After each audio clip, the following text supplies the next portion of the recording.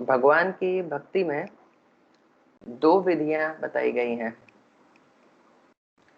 एक विधि होती है पंचरात्रि की विधि और एक विधि होती है भागवत विधि।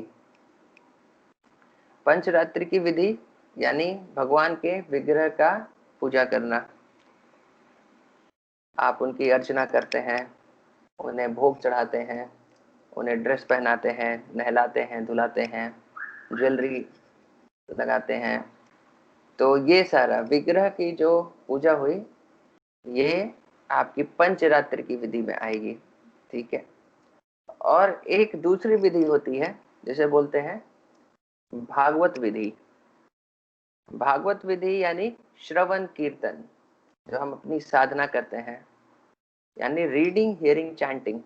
ये चीज, ये करने के लिए आपको विग्रह की जरूरत नहीं पड़ती।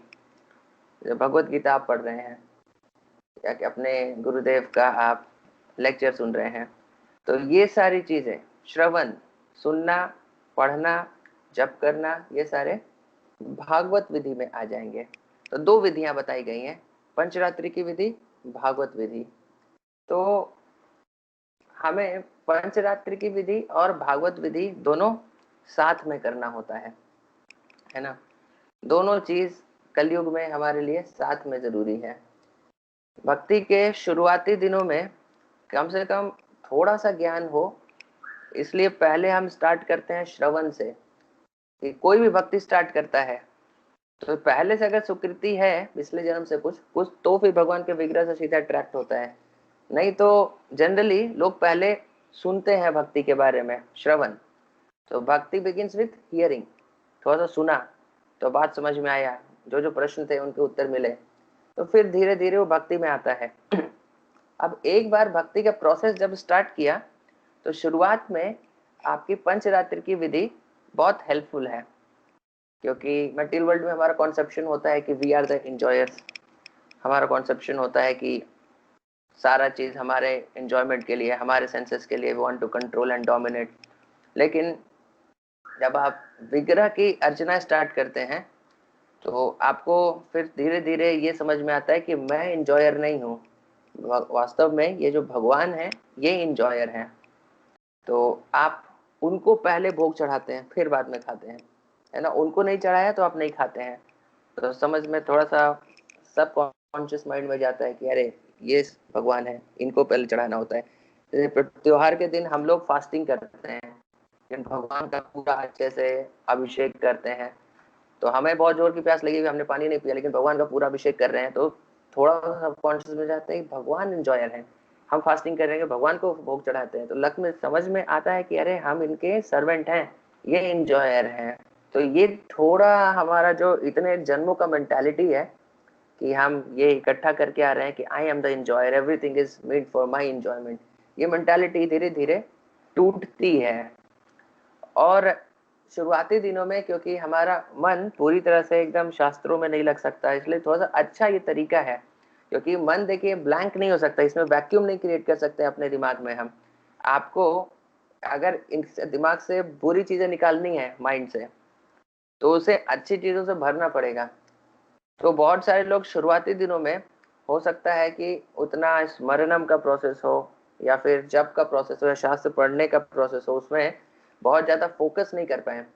लेकिन भगवान का सुंदर दर्शन देखना सबको पसंद आता है, या जो लोग डेटी वर्शिप करते हैं, तो ये एक फिजिकल एक्टिविटी है जिससे कि आप डायरेक्ट सेवा में इन्वॉल्व है, तो माइंड और सेंसेस पूरी तरह से भगवान में इंगेज हो जाते हैं और धीरे धीरे प्यूरिफाई हो जाते हैं। क्योंकि भगवान में जब इंगेज होंगे तो प्यूरिफाई तो होंगे। तो इसलिए शुरुआत के दिनों में ये एक बहुत ही अच्छा मेथड है।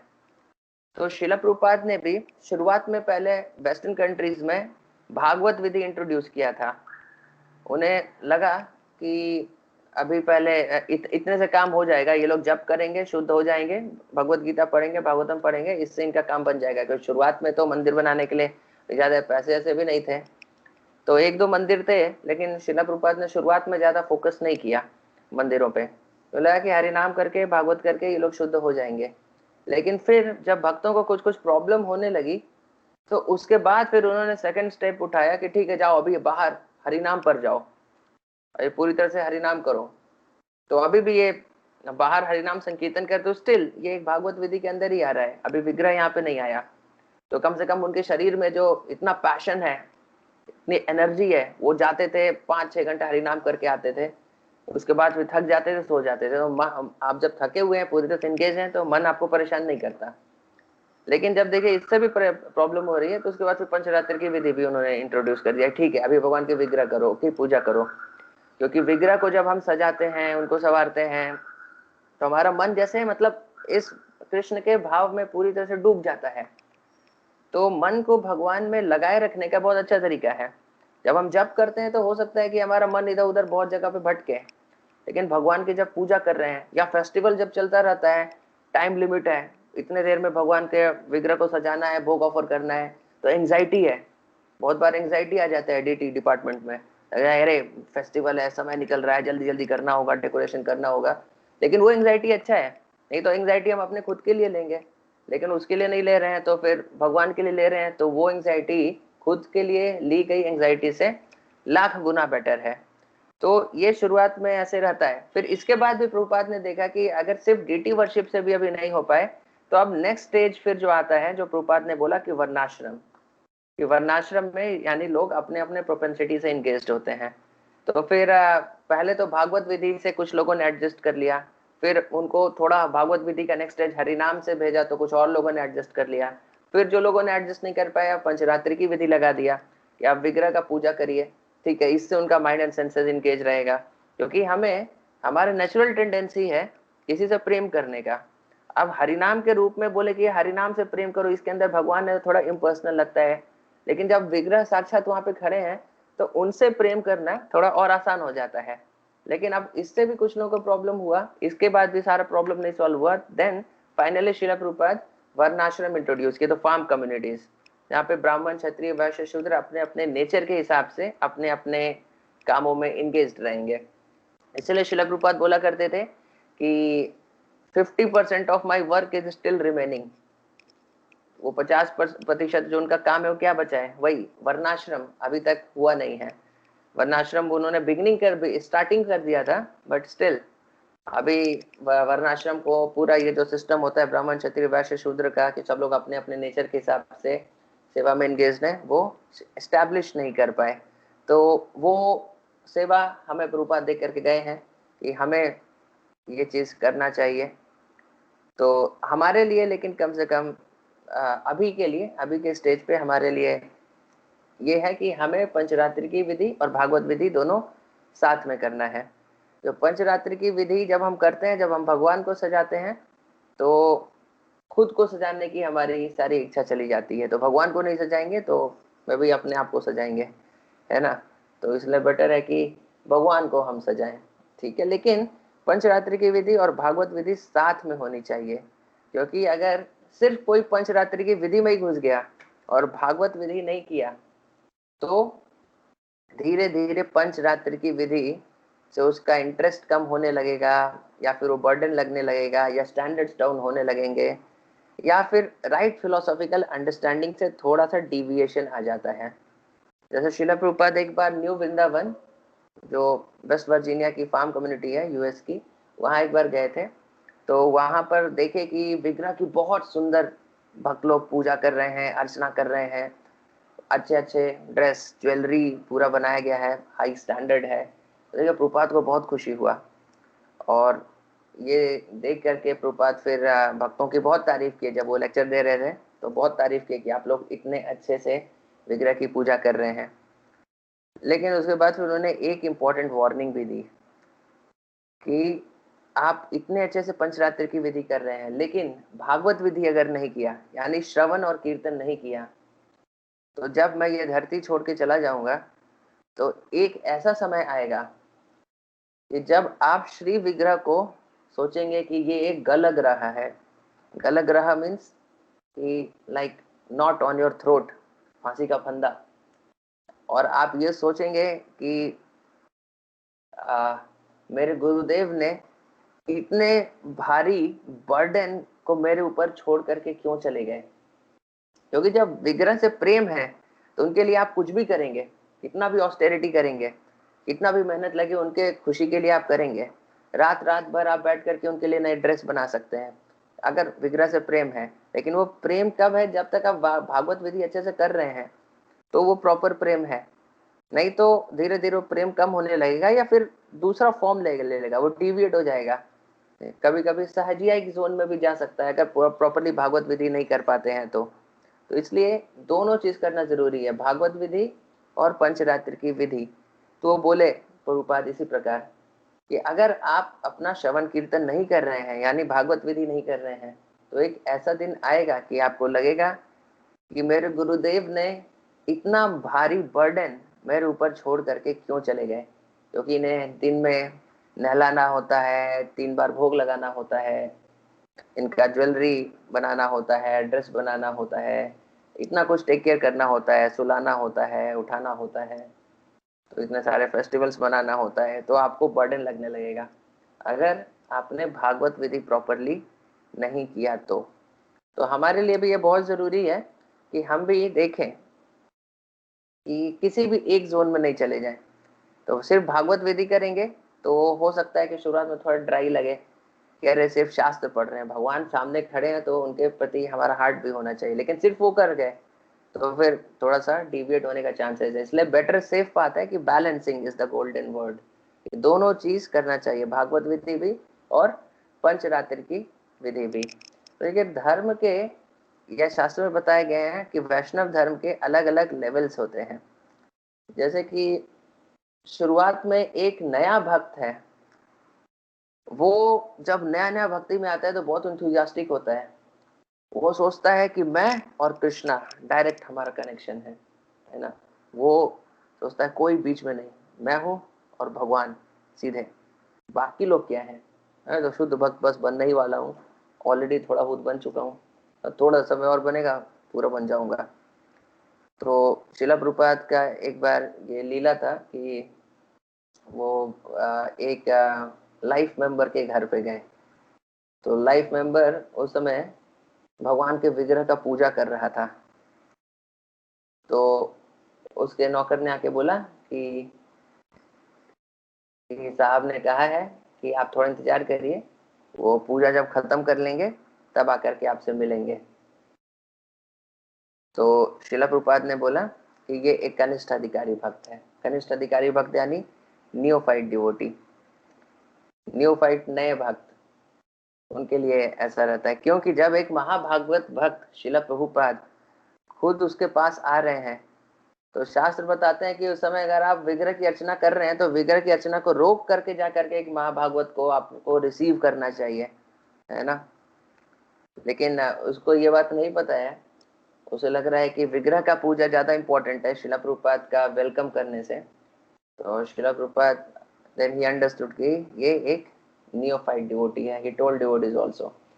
तो वैष्णव धर्म के भी अलग अलग लेवल्स होते हैं कि आप विग्रह कर रहे हैं, क्या पूजा कर रहे हैं, लेकिन विग्रह के पूजे के स्टैंडर्ड्स को सैक्रिफाइस कर सकते हैं अपनी रिस्पॉन्सिबिलिटीज के लिए। जैसे कि बहुत सारे लोग अपने अपने घरों पे विग्रह रखते हैं, कि डीटीज रखते हैं, उनका पूजा करते हैं। लेकिन अगर आपकी रिस्पॉन्सिबिलिटीज आप विग्रह के मेंटेनेंस के साथ आप नहीं कर पा रहे हैं तो पहले you have to give more priority to your responsibilities कि घर का है। ऐसा नहीं कि माता जी बिजी है विग्रह का पूजा करने के लिए और पतिदेव को प्रसाद नहीं मिल पा रहा है, उनका कपड़ा नहीं, और जो भी उनकी रिस्पॉन्सिबिलिटीज है, घर गंदा है या जो भी है, पहले रिस्पॉन्सिबिलिटीज पूरी करनी होती हैं। और इवन इफ उसके लिए विग्रह का स्टैंडर्ड थोड़ा घटाना पड़े तो वो सारा चीज थोड़ा कॉम्प्रोमाइज किया जा सकता है। तो रिस्पॉन्सिबिलिटीज अपना निभा करके विग्रह का आप जितना स्टैंडर्ड मेंटेन कर सकते हैं उतना मेंटेन करना चाहिए, और उनके कॉस्ट पर हमें विग्रह का स्टैंडर्ड नहीं मेंटेन करना चाहिए। तो ये चीज होता है विग्रह की पूजा, लेकिन उससे ऊपर है आपकी रिस्पॉन्सिबिलिटीज। रिस्पॉन्सिबिलिटीज के लिए कभी कभी देखिए हम लोग भी जब कैंप वैम्प होता है, भक्तों के लिए प्रसाद चाहिए, जल्दी चाहिए, टाइम नहीं है, तो ऑफरिंग का जैसे हमने टाइम घटा दिया, 10 मिनट ऑफरिंग होता है, लंच ऑफरिंग 15 मिनट करते हैं, ब्रेकफास्ट और डिनर 10-10 मिनट करते हैं, तो उसको घटा करके हम 5 मिनट कर देते हैं क्योंकि अगर समय नहीं है, या फिर कोई छोटी सी चीज ऑफर करनी है जो किसी महाराज को कुछ देना है, ऐसा कुछ करना है, तो हम उसे 2 मिनट का भी ऑफरिंग करते हैं। तो आइडियली भगवान को अब आप जल्दी जल्दी बोलेंगे कि अरे क्यों बहुत जल्दी खाइए, किसी को ले जाके देना है, तो is not proper standard. But still principle ये है कि वैष्णव सेवा, गुरुदेव की सेवा और हमारी रिस्पॉन्सिबिलिटीज वो थोड़ा हायर प्रायोरिटी पर आती हैं विग्रह की पूजा करने से। तो विग्रह की पूजा करते करते हम बाकी चीजों को सैक्रिफाइस नहीं कर सकते। और उससे भी ऊपर प्रायोरिटी पर आता है कि कोई महाभागवत आ रहा है, कोई भक्त आ रहे हैं, तो इवन कहा जाता है कि आप मान ली आरती के बीच में, तो आरती रोक करके उस जा करके भक्त को आपको रिसीव करना चाहिए और उसका स्वागत करना चाहिए, फिर उसके परमिशन से अपनी पूजा फिर कंटिन्यू करनी चाहिए। तो एक कहानी बताते हैं इसके बारे में, श्रील प्रभुपाद भी बताते हैं कि एक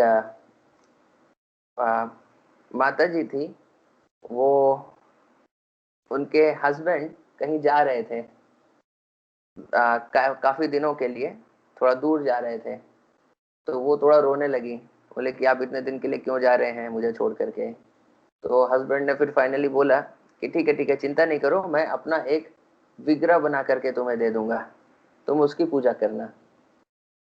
तो वो बोले कि अच्छा ठीक है चलिए। तो हस्बैंड ने अपना खुद का एक विग्रह बनवा करके उसे दे दिया, ठीक है चलो।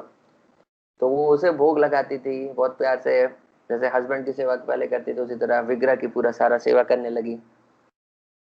तो एक महीने बाद फिर हस्बैंड वापस आए, तो दरवाजे पे नॉक कर रहे हैं, बोले कि खोलो मैं आ गया वापस। तो बोले नहीं नहीं अभी रुक जाइए, मैं बहुत बिजी हूँ, अभी विग्रह की सेवा करनी है मुझे, अभी आप थोड़ा वेट करिए, मैं विग्रह की पूजा कर लूंगी, उसके बाद फिर आकर के दरवाजे खोलूंगी। तो वो बोले अरे जब मैं खुद आ गया तो अब विग्रह की क्या जरूरत है तुम्हें। तो वो बोले नहीं नहीं नहीं नहीं, ये मैं थोड़ा स्ट्रिक्टली मेंटेन स्टैंडर्ड मेंटेन करना चाहती हूँ विग्रह का, तो इसलिए वो फिर पति को वेट करा रही है। तो शिला प्रभुपाद बता रहे कि इज इट इंटेलिजेंस, ये तो बुद्धि तो हुआ नहीं ना, कि पति ने अपने एब्सेंस में विग्रह दिया था, या वो पति आ गया तो अभी आप विग्रह का, आप पति का विग्रह का पूजा क्यों करेंगे अभी आप, अभी तो साक्षात पति आ गए ना। तो ये चीज भी हमें पता होना चाहिए कि विग्रह का हमें ऑब्वियसली साक्षात भगवान है वो करना चाहिए, लेकिन कभी कभी हम सहजियाई जोन में चले जाते हैं और विग्रह के लिए हमें लगता है मैं और मेरे भगवान, बस बीच में कोई नहीं, वैष्णव साइड में, गुरुदेव साइड में, बाकी सब कोई साइड में, अभी और हम विग्रह के लिए बाकी सबको सैक्रिफाइस कर दें, कुछ और ना करें। तो this is like not a proper principle. तो हमें पता होना चाहिए कि वैष्णव धर्म के हिसाब से कि हायर धर्म क्या होते हैं, उससे नीचे का धर्म क्या होता है, उससे नीचे का धर्म क्या होता है। तो हर लेवल के धर्म को हमें ऐसे पता होना चाहिए। और जब ये अंडरस्टैंडिंग हमें नहीं होता है तो हम कभी कभी हायर धर्म को सैक्रिफाइस करके लोअर धर्म के पीछे भाग सकते हैं, है ना। तो this is the difference between कनिष्ठा, मध्यमा एंड उत्तमा। ए कनिष्ठा sees Krishna only in deity, and Madhyama he can see Krishna in deity and devotees, and Uttama तीन लेवल के भक्त, कनिष्ठ अधिकारी, मध्यम अधिकारी, उत्तम अधिकारी। तो कनिष्ठ को सिर्फ विग्रह में दिखता है भगवान है, मध्यम को दिखता है कि विग्रह में है और भक्तों में भी है, यानी वो विग्रह का भी पूजा करता है, भक्तों का भी पूजा करता है। और उत्तम अधिकारी को तो सब जगह भगवान दिखते हैं। तो हमारा विजन कम से कम मध्यम लेवल पर होना चाहिए कि सब जगह भगवान दिखे चाहे ना दिखे।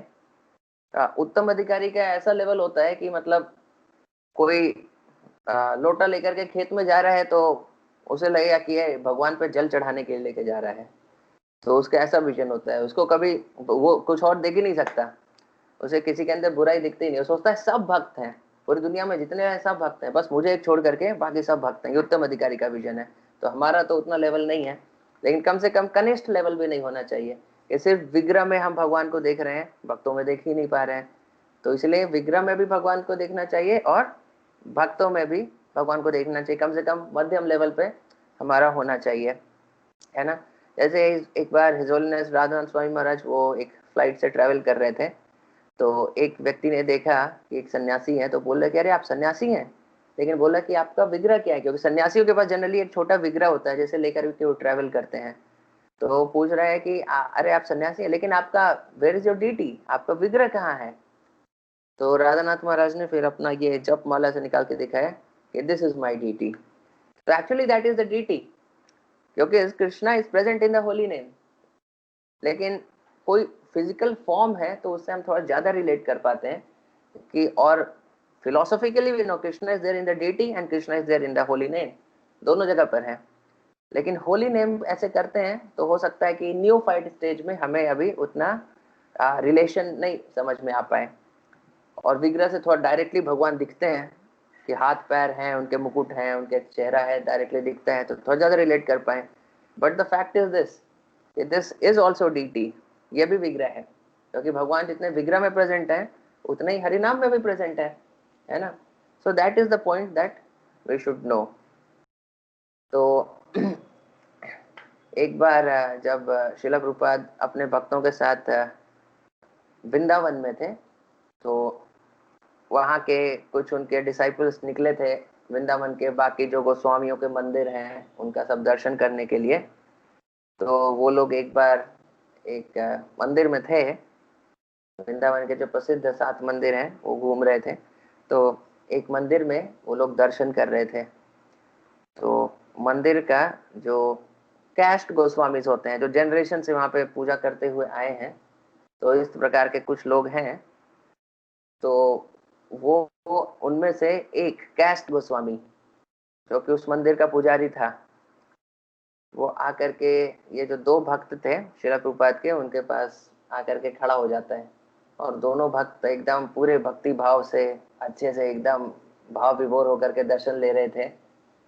तो वो गोस्वामी आकर के फिर थोड़ा सा हंसता है, बोलता है कि आप लोग इस्कॉन से हैं? तो बोले कि हाँ इस्कॉन से हैं। तो बोलता है कि आप लोग का भक्ति भाव देख करके मुझे बहुत खुशी हो रहा है, और आप लोग बहुत अच्छा प्रचार भी कर रहे हैं, मैंने सुना। तो वो लोग बोले कि सब भगवान की कृपा है। तो वो बोल रहे हैं कि अगर आप लोग इसी प्रकार प्रचार करते रहे तो अगले जन्म में आप भी हमारे गोस्वामी परिवार में जन्म लेंगे और हमारे जैसा विग्रह का अर्चना कर पाएंगे। तो ये लोग थोड़ा सुने, थोड़ा आश्चर्य हुआ कि अच्छा ऐसा है क्या? अगर हम लोग इस पूरे जन्म प्रचार करते रहे तो अगले जन्म में हम गोस्वामी परिवार में जन्म लेंगे और फिर हम लोग विग्रह का पूजा कर पाएंगे, ऐसा है क्या? क्योंकि कुछ गोस्वामियों का मानना होता है कि वो जो कास्ट से, जो ट्रेडिशन से चले आ रहे वही गोस्वामी कर सकते हैं। शिला प्रभुपाद ने ऐसा एक्सेप्ट नहीं किया था, क्योंकि क्वालिफिकेशन से कोई ब्राह्मण या गोस्वामी होता है ना, सिर्फ फैमिली में बॉर्न हो जाने से नहीं होता। तो वो लोग वापस आकर के शिला प्रभुपाद को जब ये बात बताता है कि यार उस गोस्वामी ने हमें बोला कि अगर आप लोग ऐसे ही प्रचार करते रहेंगे तो अगले जन्म में हमारे परिवार में जन्म लेंगे और इसी तरह से आप विग्रह का पूजा कर पाएंगे। तो शिला प्रभुपाद ने बोला कि तुम लोग जाओ और उसको बोलो कि अगर वो जिंदगी भर विग्रह का पूजा करते रहेगा तो अगली बार इस्कॉन में जन्म लेगा और वो प्रचार कर पाएगा। तो शिला Prabhupada was very heavy on this, इसीलिए वो चाहते थे शिला प्रभुपाद कि उनके डिसाइपल्स फ्रीली वृंदावन में ऐसे ही रोम नहीं करें, बिकॉज नए स्टेज में पॉल्यूट होने का ये चांसेस रहते हैं। सिमिलरली ही शिला प्रभुपाद नेवर वांटेड कि उनके गॉड ब्रदर्स, उनके जो गुरु भाई थे, उनसे बहुत बार लोग जाकर के मिले, क्योंकि जो अंडरस्टैंडिंग जिस तरह से शिला प्रभुपाद देना चाहते थे वो अंडरस्टैंडिंग कभी कभी डिविएट हो सकता है ना। So this is how we should know कि deity worship was the yuga dharma of द्वापर युग, है ना। यहाँ पे हरिनाम is the yuga dharma of कलयुग, लेकिन डेटी वर्शिप स्टिल हमारे लिए बहुत जरूरी है, क्योंकि शिला प्रभुपाद ने देखा कि सिर्फ हरिनाम से नहीं हो पा रहा, क्योंकि अपने माइंड सेंसेस को भगवान में पूरी तरह एंगेज करना सिर्फ हरिनाम के माध्यम से इतना आसान नहीं होता, स्पेशली हम नए भक्तों के लिए। डेटी वर्शिप तो जरूरी है, लेकिन at the same time we should have a proper understanding of deity worship, है ना। तो नहीं तो हम साजिया के जोन में कभी कभी हो सकता है कि चले जाएं। नहीं तो हो सकता है कि सिर्फ हम भगवान को देखें कि मेरे भगवान है, बस मेरे भगवान है, और वैष्णव कुछ नहीं है, गुरुदेव कुछ नहीं है, वैसे साइड में सब कर दें। तो वैसी अंडरस्टैंडिंग हमारी नहीं होनी चाहिए। तो मैं एक छोटी सी लीला बताना चाहता हूँ जो श्री संप्रदाय की लीला है। उसके बाद फिर हम लोग आज का अपना डिस्कशन फिनिश कर देंगे। या किसी के कोई प्रश्न है तो फिर पूछ सकते हैं।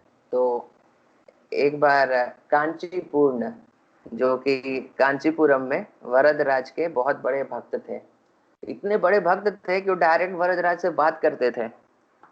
कोई प्रश्न किसी को कुछ पूछना होता था तो कांचीपूर्ण को आके बताता था कि और कांचीपूर्ण जाकर के वरदराज, वरदराज ही भगवान विष्णु के एक रूप है, तो वरदराज से कांचीपूर्ण वो प्रश्न पूछते थे और वरदराज उसका जवाब भी देते थे, और कांचीपूर्ण आकर के बाकी भक्तों को बताता था कि आपके प्रश्न का वरदराज ने ऐसा उत्तर दिया। तो कैन यू इमेजिन, इतने हाई लेवल के डिवोटी कि साक्षात विग्रह उनसे बात कर रहे हैं, तो उस लेवल के वो डिवोटी हैं।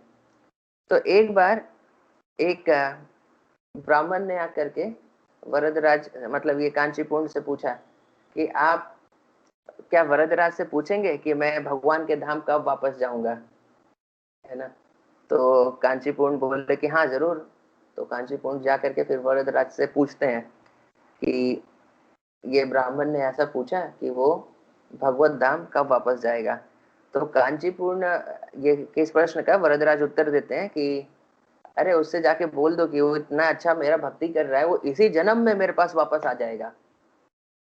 तो कांचीपूर्ण, एक वैष्णव का क्वालिटी होता है कि दूसरे भक्त की उपलब्धि देख करके वो खुश होता है। तो कांचीपूर्ण बहुत खुश हुए कि अरे वाह, ये ब्राह्मण चला जाएगा। तो तुरंत जाके खुश होकर के वो उस ब्राह्मण को बताया कि अरे वरदराज ने बोला कि आप इसी जन्म में उनके पास वापस आ जाएंगे, उनके धाम वापस चले जाएंगे।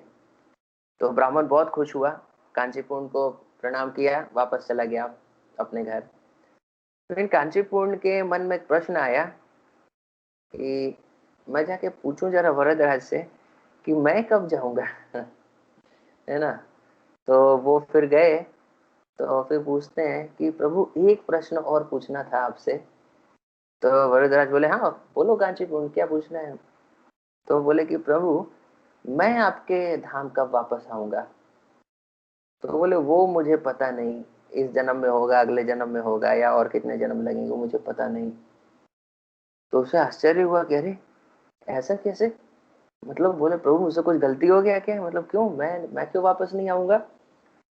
तो बोले देखो, मेरे पास वापस आने के लिए मेरे भक्तों का दास बनना जरूरी है, डायरेक्टली मेरा दास नहीं।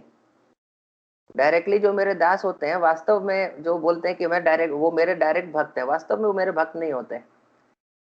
होते हैं मतलब भगवान एक भाव में बोल रहे हैं कि वास्तव में उनसे बेटर मैं मानता हूं जो मेरे दासों के दास होते हैं। तो डायरेक्टली मेरे दास हैं, वो भी भक्त हैं, ऐसा नहीं कि भक्त नहीं है, बट इन द सेंस वो कह रहे हैं कि उनसे बेटर मैं मानता हूं जो मेरे भक्तों के भक्त हैं। वो ब्राह्मण वो तुम्हारा दास है, इसीलिए वो तो जो मेरे भक्त का भक्त है तो वो तो आएगा, लेकिन तुम तो डायरेक्टली मेरी सेवा कर रहे हो ना, तुमने तो वैष्णव सेवा की नहीं कभी, तो मुझे पता नहीं, आ भी सकते हो नहीं भी आ सकते हो।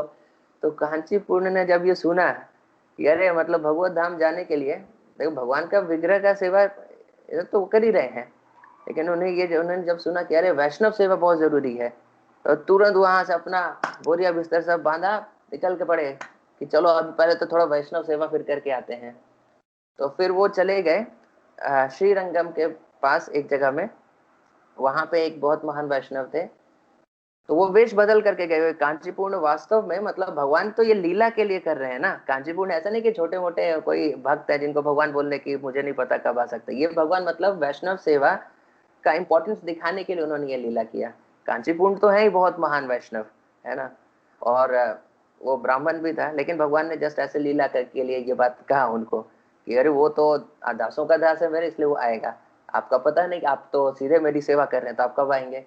लेकिन कांचीपुर जब वहां पर चले गए तो उन्होंने एक महान वैष्णव को ढूंढा और उनके जाके सेवा करने लगे, लेकिन वो वेश बदल करके गए। जो कांचीपुर इतने प्रसिद्ध वैष्णव थे कि कोई भी उन्हें देखता तो सीधे दंडवत प्रणाम करता, तो अब उन्हें अपना वेश बदलना पड़ा, क्योंकि कोई पहचान लेगा तो फिर वो सेवा कैसे लेगा, कांचीपुर खुद ही कांचीपुर का सेवा करने लगेगा।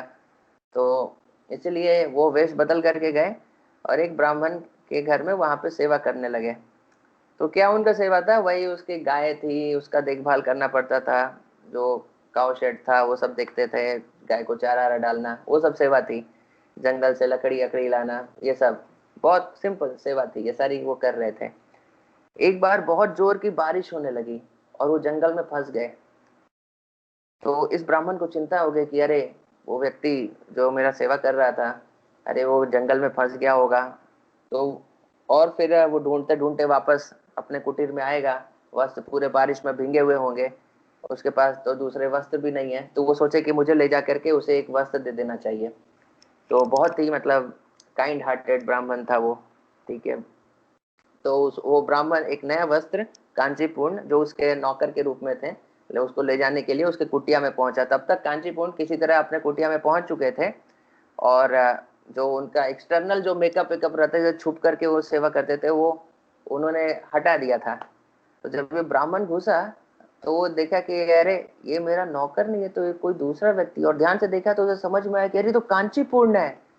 तो बोले अरे कांचीपूर्ण आप यहाँ पे और मेरी सेवा कर रहे हैं, और तुरंत दंडवत प्रणाम किया कांचीपूर्ण को। तो कांचीपूर्ण फिर वहां पे बोले नहीं नहीं नहीं नहीं, मैं थोड़ा वैष्णव सेवा करना चाहता था, इसलिए मैं आपके पास आया था। तो उसके बाद फिर बोले कि अच्छा ठीक है, आपने इतना दिन मेरा सेवा किया, मैं आपसे सेवा लेना नहीं चाहता था, लेकिन अभी मैं आपके लिए कुछ करना चाहता हूँ। वो बोले मेरे लिए कुछ नहीं, आप कुछ कर सकते हैं तो वरदराज के लिए करिए। तो वो बोला ठीक है, वरदराज के लिए उसने कुछ फल वल या जो भी और गिफ्ट कुछ दिए, उसे लेकर के फिर कांचीपुरम वापस कांचीपुरम में वरदराज के पास आए। बोला प्रभु मैं वैष्णव सेवा करके आ रहा हूँ, अभी मैं जा सकता हूँ कि नहीं? तब वरदराज बोलते हैं हाँ तुम भी इस जन्म में पक्का मेरे पास वापस जरूर आओगे, है ना। तो फिर कांचीपुर फिर खुश हो गए। तो ये एक लीला है। वरदराज ऐसा नहीं कि वो जो ब्राह्मण था जिससे बोले कि वो इसी जन्म में आ जाएगा, तुम कब आओगे मुझे पता नहीं। वे मतलब भगवान ने ऐसा लीला किया ये दिखाने के लिए कि दिस इज नियोफाइट मेंटालिटी जो कभी कभी हमारे अंदर आ जाती है, वो मेंटालिटी हमारे पास अंदर नहीं आए, है ना। ये डायरेक्टली सिर्फ हम देखते हैं कि कभी कभी बहुत सारे नए भक्तों में ऐसा हो जाता है कि मैं जानता हूँ और गोविंद जी जानते हैं, गोविंद जी के अलावा और किसी से मैं कोई भरोसा नहीं, किसी के ऊपर किसी से कोई रिश्ता नहीं, यहाँ पर मैं बस मैं हूँ, गोविंद जी हैं, है ना। तो वैसा नहीं होता। भगवान का के पर जाने का जो रास्ता होता है वो वैष्णवों के थ्रू होता है। भगवान अपनी कृपा डायरेक्ट नहीं देते। डायरेक्ट हमारा रिलेशनशिप उनसे है और हमें एक्सप्रेस करना चाहिए, उनसे प्रार्थना करनी चाहिए, वो सारी चीज है। लेकिन भगवान पहले चाहते हैं कि उनके दास बनने के पहले हम भगवान के भक्तों के दास बने, है ना। इसीलिए जो पुजारी होते हैं वो उनको वो क्योंकि भगवान का ऐसे सेवा कर रहे हो सारा चीज है, वो मतलब सीधे इस जन्म के बाद भगवान के धाम जा सकते हैं। लेकिन जो पुजारी नहीं होते हैं उनको क्या वो करना होता है, एक बार पहले एक जन्म लेकर के थोड़ा सा ट्रेनिंग लेकर के फिर वो भगवत धाम जाते हैं, अगर पूरी तरह से शुद्ध हो भी गए हैं तो। जैसे कि इस जन्म में जिसने पूरी तरह से शुद्धि हासिल कर ली, तो अगला जन्म वो कहाँ लेगा जहाँ पे भगवान का अवतार हुआ है। तो उनके साथ वो जब भगवान लीला कर रहे होंगे इस धरती पे, जैसे इस धरती पे भगवान ने कृष्ण और राम के जो अवतार लिए उस समय भी बहुत सारे शुद्ध भक्त थे, और बहुत सारे ऐसे भक्त थे तो जस्ट अभी शुद्ध भक्त हुए हैं, लेकिन उन्हें थोड़ा सा ट्रेनिंग और चाहिए भगवत धाम वापस जाने के लिए। तो वैसा होता है कि जो पुजारी नहीं है उनको पहले एक बार जन्म लेना पड़ेगा भगवान की लीला में, ताकि जो बची खुची ट्रेनिंग है भगवान के साथ डीलिंग करने का, भगवान के साथ कैसे डील करते हैं वो सारी थोड़ी सी ट्रेनिंग हो जाए, उसके बाद फिर वो भगवान के धाम चले जाते हैं। इन पुजारी तो डायरेक्टली भगवान से डील कर ही रहे हैं ना, तो उनको ये ट्रेनिंग की जरूरत नहीं पड़ती, तो वो डायरेक्टली भगवत धाम चले जाते हैं, है ना। लेकिन हमारा स्टिल मेंटालिटी क्लियर होना चाहिए कि what is important for the Lord, है ना। अगर आप किसी वैष्णव से झगड़ा करके आए हैं और उसके बाद फिर विग्रह की पूजा कर रहे हैं, तो भक्तिविनोद ठाकुर बोलते हैं कि अपनी पूजा को बंद करिए, जाइए उस वैष्णव के साथ जो इशू है उसको रिजॉल्व कर दीजिए, और रिजॉल्व करके फिर आइए फिर पूजा करिए, आप भगवान आपकी पूजा एक्सेप्ट करेंगे। तो आप पीछे से किसी को दो चार गाली वाली मार करके आए अभी भगवान को पूजा कर रहे हैं, तो भगवान आप कर सकते हैं, भगवान वो पूजा एक्सेप्ट नहीं करेंगे। तो we have to make sure कि first we respect our spiritual master, other Vaishnavas, and then वो सारे उसके बाद फिर उस मूड से, वैष्णव के मूड से फिर जाके भगवान की ऐसे पूजा करें, तो वो विग्रह की पूजा भगवान एक्सेप्ट करते हैं। ओके, एनीवेज, तो कोई कुछ बोलना चाहते हैं, किसी कोई प्रश्न है?